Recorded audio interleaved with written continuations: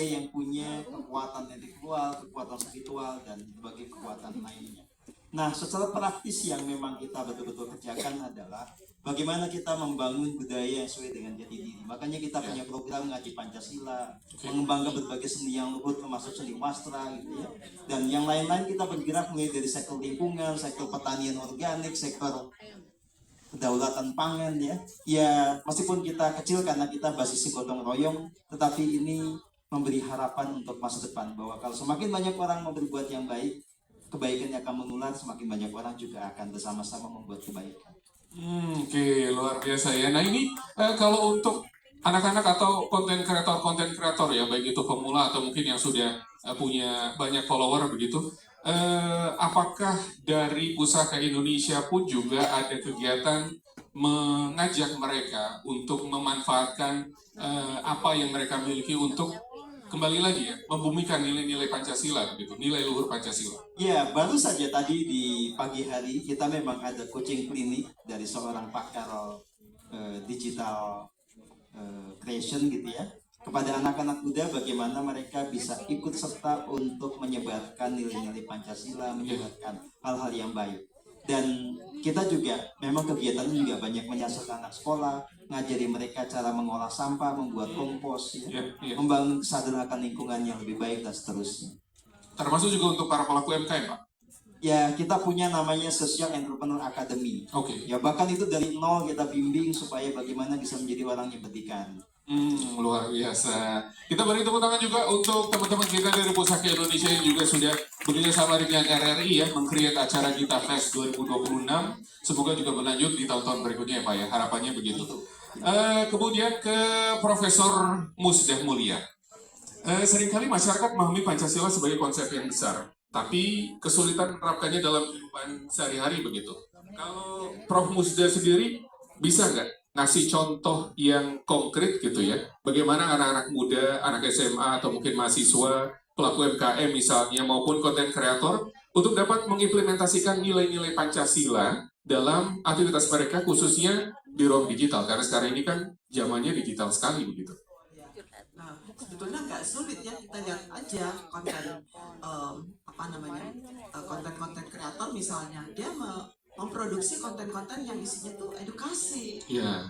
Bukan hanya edukasi, juga mengadvokasi masyarakat, terutama kelompok-kelompok rentan ya. Jadi bagaimana kelompok-kelompok rentan, misalnya penyandang disabilitas, lalu perempuan, anak-anak, itu bisa memberdayakan dirinya. Jadi dia memberikan tutor apa gitu, tutor apa.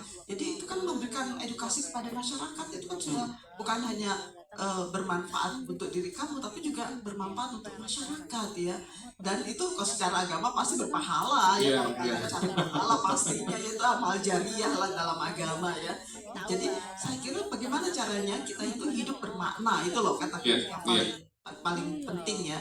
Nah, apapun kita menjadi guru ya, kita buatlah tutor tutor pendidikan, jadi edukasi untuk mereka yang jauh misalnya atau tidak bisa hadir. Saya sering buat tutor simpel ya, meskipun saya bukan profesional ya, bukan seorang konten kreator, saya amatiran, tetapi saya berusaha untuk bagaimana nilai-nilai Pancasila itu bisa diimplementasikan, publikasikan dalam masyarakat, sehingga betul-betul masyarakat ngerti, oh kalau kita sedang ngantri, kita nggak boleh menerabas apa hak orang lain. Jadi dalam hal sekecil apapun, di jalan misalnya kita bisa ngebut, tapi jangan deh kalau kita semuanya harus ngebut, ya gimana dong, jalan cuma segitu-gitunya ya kan. Jadi karena itu harus dibangun, kita harus menjadi orang yang pertama. Mungkin kita susah mengubah orang lain, tapi kita kan bisa mengubah diri kita untuk lebih sabar. Misalnya jangan ada antrian kita terabas. Ya tuh. Ya janganlah. Jadi anak-anak muda di dalam bus ini lihat dulu, ini kalau kalian masih muda jangan ambil tempat dulu kalau ada orang yang lebih senior, atau orang yang punya penyandang disabilitas misalnya, ibu-ibu yang sedang hamil. Kalian punya empati nggak sih? Kalau enggak ya kalian nggak ngerti tentang sila kemanusiaan. Padahal hidup itu ya kita harus punya rasa empati kepada sesama. Untuk apa kita jadi manusia kalau kita nggak punya perasaan memanusiakan sesama? Apa bedanya kita dengan binatang misalnya? Itu loh. Jadi hal-hal yang kelihatannya sepele, tapi ini menunjukkan jati diri Anda loh. Nah, ini kalau Anda sampaikan nanti di-upload di media pun juga isi kontennya apa ya? Oh, ternyata cuma pamer, Iya, cuma iya. flexing. Iya. Oh, itu enggak ini banget deh, bukan kalau saya katakan aduh kasihan amat ya kamu cuma begitu doang gitu Iya, kan. iya. Jadi mari deh membuat kita itu menjadi bermakna. Jadi Bermakna. ada sesuatu yang kita sampaikan melalui jadi akun media kita itu seperti gambaran diri kita.